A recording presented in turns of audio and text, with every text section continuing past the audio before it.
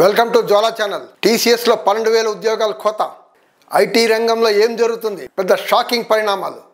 దీని పర్యవసనాలు ఏంటి? వికసిత్ భారత్ కళ ఏమవుతుంది? రండి డిస్కస్ చేద్దాం. ఆ సీఈఓ ఏమంటున్నారు? కీర్తివాసన్ స్కిల్ మిస్ మ్యాచ్ వల్ల ఇది చేస్తున్నాం, లే ఆఫ్ చేస్తున్నాం 12,000 ఉద్యోగాలని అన్నారు. స్కిల్ మిస్ మ్యాచ్ ఏ ఎఫెక్టా అంటే కాదంట, ఆర్టిఫిషియల్ ఇంటెలిజెన్స్ ఎఫెక్ట్ కాదంట. మరి స్కిల్ మిస్ మ్యాచ్ ఏంటి, ఆర్టిఫిషియల్ ఇంటెలిజెన్స్ ఏంటి అంటే టెక్నికల్ పదాలు, కాంట్రడిక్షన్, వైరుధ్యం. అంటే ఏనే అడగాలి దీని ఈయన ఏమంటున్నాడని, కీర్తివాసన్ ఏమంటున్నాడు అనేది ఏనే అడిగి తెలుసుకోవాలి. ఇప్పుడు అలాంటి పరిస్థితి వచ్చింది. ఏంటి? టైమ్స్ ఆఫ్ ఇండియా చెప్తుంది, they have been discharge from service without notice. IT employees గోల పెడుతున్నారు, నోటీస్ ఇవ్వలేదు. సడన్గా రేపటికి రేపు డ్యూటీ రాగానే బాబు ఇంటికి పంపించేస్తున్నారు పింక్ స్లిప్ ఇచ్చి. ఇది పరిస్థితి.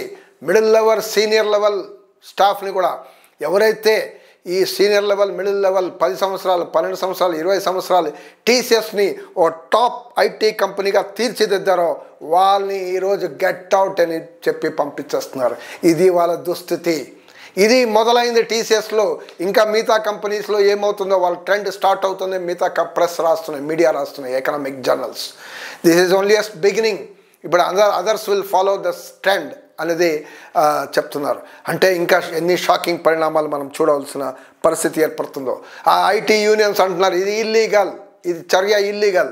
ఓ లీగల్ పద్ధతి ఉండాలి ఫైరింగ్ చేయడానికి. అంటే వీళ్ళ పరిస్థితి ఏంటి? వీళ్ళంతా ఈఎంఐలు ఏంటి? ఇల్లు కొనుక్కుంటారు, టవర్లు కొనుక్కుంటారు, కార్లు కొనుక్కుంటారు. వీళ్ళ పరిస్థితి ఏంటి అంటే ఆ టవర్లు ఇప్పుడు అమ్మాలా ఉంటే కూడా కుదరదు. ఎందుకంటే టవర్లే, చాలా టవర్స్ హైదరాబాద్లో ఆక్యుపెన్సీ రేట్ లేక చస్తున్నారు. బిల్డింగ్ కట్టేశారు, చాలా బిల్డింగ్స్, చాలా టవర్స్ కట్టేశారు, చాలా కాలనీస్ కట్టేశారు. పూర్తిగా అమ్మట్లేదు, చాలా వ్యాకెంట్ ఉన్నాయి. మరి వీళ్ళు కొనేవాళ్ళు ఎవరు ఉంటారు? మరి వీళ్ళు అప్పులు తీర్చిదిద్దే ఎలా లేదు. ఈ కంపెనీ ఏమంటుందంటే మేము స్ట్రెస్ మేనేజ్మెంట్కి సొల్యూషన్ ఇస్తామంటున్నారు. అంటే వాళ్ళు స్ట్రెస్ కౌన్సిలింగ్ ఇస్తారంట. అరే ఉద్యోగమే లేకపోతే, నేను ఈఎంఐ కట్టే పరిస్థితి లేకపోతే నువ్వు ఇప్పుడు నా స్ట్రెస్ రిలీఫ్ చేస్తా అంటే తాత్కాలికంగా నేను సూసైడ్ చేయకుండా చేయటానికా? అంటే అలాంటి పరిస్థితి నువ్వు చెప్తున్నట్టు అనిపిస్తుంది. ఈ ఎక్స్లో అయితే, ట్విట్టర్లో అయితే రోజు ఇది ప్రభావం. చాలామంది రాస్తున్నారు మా జాబ్స్ని ఏఐ తినేస్తుందని ఐటీ ఉద్యోగాలు గగ్గోలు పడుతున్నారు. ఇది అంటే సాఫ్ట్వేర్ డెవలప్మెంట్ నుంచి, డిజైనింగ్ నుంచి అన్నీ ఏఐ చేస్తుంటే వీళ్ళ ఉద్యోగాలకి పెద్ద ఇది. ఇంకోటి అక్కడ ట్రంప్ ఎఫెక్ట్ కూడా ఉంది. అది తీసుకోలేదు, అది ఎవరు మాట్లాడలే. Trump effect. ట్రంప్ అంటున్నాడు బాబు కథం, మీ ఇండియన్స్ మీ ఉద్యోగాలు మాకెందుకు, మేము మేక్ అమెరికా గ్రేట్ అగైన్ అంటున్నాడు ఆయన. మేక్ అమెరికా గ్రేట్ అగైన్ అంటే మేక్ ఇండియా డౌన్ అగైన్ అంటాడు అనమాట మీనింగ్. అంటే మన ఉద్యోగాలు, మన ఐటీ వాళ్ళు ఎవరి కోసం పనిచేస్తున్నారు? భారతదేశం కోసమా? లేదే. మనమేమో సొంత ప్రొడక్ట్స్ ఉన్నాయా? లేవే. మనం అమెరికాకో ఇలాంటి కంట్రీస్కి కూలీలుగా పని చేయించుకుంటున్నారు. మన skilled manpower, we're working as computer కూలీలు ఈరోజు ఐటీ టెక్కీస్. ఇప్పుడు మన జాబ్లు, మన శాలరీలు కూడా ఎంత. ఎకనామిక్ టైమ్స్ చెప్తుంది బెంగళూరులో టాప్ ఐటీ హబ్ అంటారు. బెంగళూరులో ఆయన జీతం ఎంత? $12,000 సంవత్సరానికి. అదే సిలికాన్ వ్యాలీ అంటే యుఎస్లో ఐటీ మెయిన్ ప్లేస్, అక్కడ ఎంత? $125,000 సంవత్సరానికి ప్యాకేజ్. సియోల్లో 51,000 ఉంది, సింగపూర్లో 50,000 ఉంది, 46,000 బీజింగ్లో ఉంది శాలరీస్. అంటే ఇలాంటి కంట్రీస్, ఏషియా కంట్రీస్లోనే ఇంత 4 రేట్లు ఎక్కువ ఉంటాయి జీతాలు. మన దగ్గర కేవలం $12,000 జీతాలకే మనం పనిచేస్తున్నాం. దీనికే మనం ఇండియన్ 3 Idiots సినిమాలో మనం చూస్తాం కదా, ఒక ఆయన చెప్తాడు నేను పుట్టినప్పుడు 5:15కి పుట్టిన, 5:16కి మా ఫాదర్ అనౌన్స్ చేస్తున్నాడు మేరా బేటా ఇంజనీర్ బనేగా. అంటే ఇది మిడిల్ క్లాస్ కళలు. ఇంజనీర్ బన్కే క్యా కరేగా అభి, ఇంజనీర్స్కో హక్కాలు దే రే హై ఈ ఐటీ కంపెనీస్. ఈ దేశంలో ఈరోజు దుర్భరమైన ఒక రకంగా ఎకనామిక్ ఎన్వైరన్మెంట్ ఏదైతే ఉందో భారతదేశంలో, బిజినెస్ ఎన్వైరన్మెంట్, దీంతో ఉద్యోగాలు పోవడం తప్ప ఉద్యోగాలు రావడం లేదే. నిరుద్యోగం 8% పెరిగిందే. గత 15 ఇయర్స్లో, 45 ఇయర్స్లో అత్యంత దుర్భర నిరుద్యోగ పరిస్థితి ఈరోజు భారతదేశంలో కనబడుతుంది. మరి ఏమైంది? IoT అంటారు, అంటే ఇంటర్నెట్ ఆఫ్ థింగ్స్ భారతదేశంలో పెరిగిపోతున్నాయి. డిజిటల్ ఇండియా అని పుకారు లేపుతున్నారు కదా భక్తులు. ఏమైంది?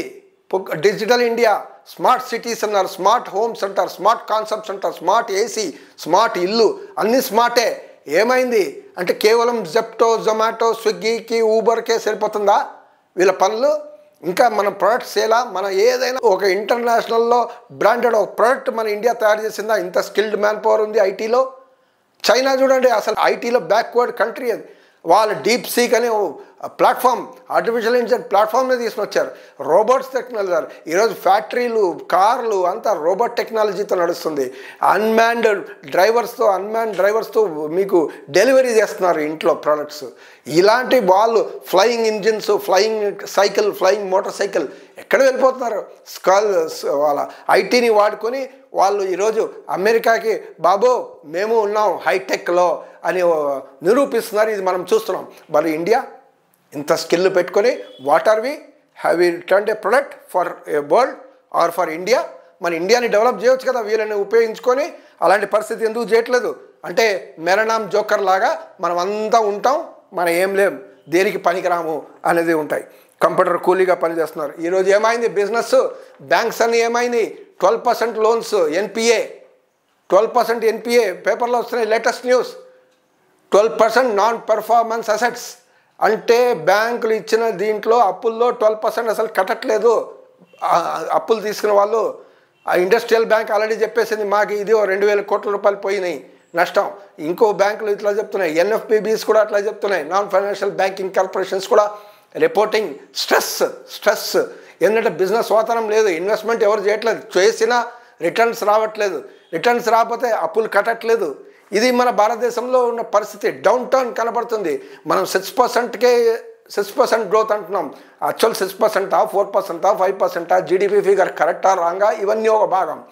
యాక్చువల్లీ మనకి 8-12% కావాలి. వికసిత్ భారత్ 2047, వికసిత్ భారత్ మనం పోతున్నామంటాం, సూపర్ పవర్ అవుతున్నామంటాం.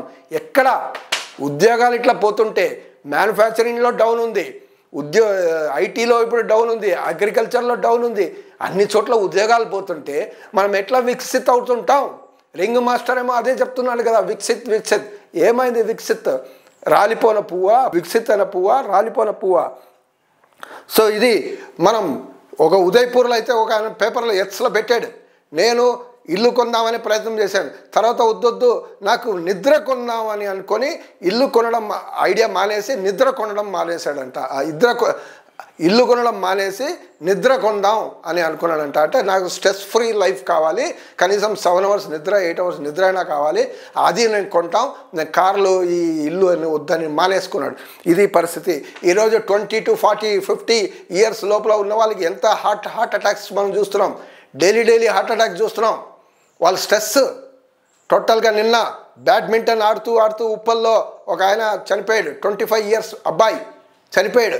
25 yearsకి హార్ట్ అటాక్ అవ్వడం ఏంటి? అసలు ఎంత దారుణమైన పరిస్థితి అంటే ఆ స్ట్రెస్లో జీవిస్తున్నాం మన భారతదేశం. ఇది భారతదేశం. ఈ ఎన్వైరన్మెంట్ అన్ని ఇప్పుడు ఎన్ని షాక్స్ మనం వినాలో, ఎన్ని ఇలాంటిది బ్యాడ్ న్యూస్ వినాలో మనం చూస్తున్నాం. ఆ ఎంప్లాయీస్ సంగతి ఏంటి? ఆ ఎంప్లాయీస్ సంగతి ఒక భాగం అయితే, ఆ ఎంప్లాయీస్ వాళ్ళ ఉద్యోగం పోయింది, వాళ్ళు ఇప్పుడు ఏం పని చేసుకోవాలో తెలీదు.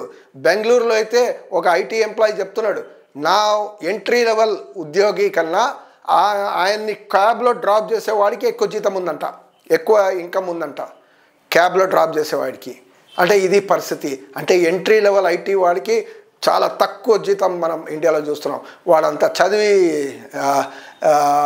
అంత డిగ్రీ ప్లస్ కంప్యూటర్ కోర్సెస్ అంతా చదివిన తర్వాత వాళ్ళ పరిస్థితి దుస్థితి ఇట్లా ఉంది. ప్లస్ ఈరోజు క్వశ్చన్ మార్క్గా కూడా తయారైంది ఏఐ, ట్రంప్ ఎఫెక్ట్, మన భారతదేశంలో బిజినెస్ ఎఫెక్ట్, ప్లాన్ లేకుండా ఇలాంటి పరిస్థితి. చాలా దారుణమైన పరిస్థితి. ఏంటి చెప్పండి, వాట్ డూ యూ సే? ఇంత దారుణాన్ని ఎందుకు మనం భరించాలి చెప్పండి. మీ కమెంట్స్ కూడా రాయండి. ఈ షాకింగ్ న్యూస్ వల్ల భారతదేశ ఎకనామీ ఎట్లా ఎఫెక్ట్ అవుతున్నాయి మీరు కూడా రాయండి. Thank you for watching this channel.